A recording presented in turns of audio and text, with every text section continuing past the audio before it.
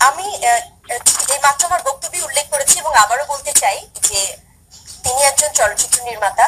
আমি নিজেও নির্মাণ শুরু করেছি, চলচ্চিত্র নির্মাতা সেই বড় অর্থে না বলা গেলেও যেহেতু নির্মাণ করছি আমিও নির্মাতা।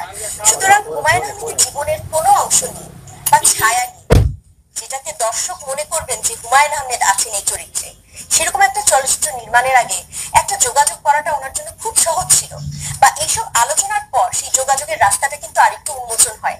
সেই ব্যাপারটিকে আসলে আলাপ করে একটা ব্যবস্থা নেওয়া যেত, যে না, উনি কিন্তু স্পষ্টভাবে বলতে পারতেন যে আমার এই চলচ্চিত্রের সাথে হুমায়ুন আহমেদের জীবনের কোথাও কোনো মিল নেই, কোনো সম্পর্কই নেই। সেই স্পষ্ট বক্তব্যটা আমি আশা করছিলাম, সেই স্পষ্ট বক্তব্যটা আসলে অনুপস্থিত। তো যেই কারণে যদি এমন হয় যে যে ছবিটি আসলে সেন্সর পায়নি, যেই ছবিতে আপত্তিকর অনেকগুলো বিষয় আছে, সেই ছবিটিকে আসলে অন্য যে কোনো মাধ্যমে মুক্তি দেওয়া যাবে এরকম কি আইন আছে? আমার জানা নেই। যদি আইন না থেকে থাকে অবশ্যই আইনানুগভাবে ব্যবস্থা নেওয়া হবে। আর আমি আমার মনে হয় না যে যারা হুমায়ুনের ভক্ত পাঠক আছেন তারাও বিষয়টিকে খুব সুন্দর চোখে দেখবে, যে হুমায়ুন আহমেদকে নিয়ে যে কোনো কিছু একটা বানিয়ে ফেলা ফেলা যায়, তারাও এটা মেনে নেবে বলে আমি মনে করি না।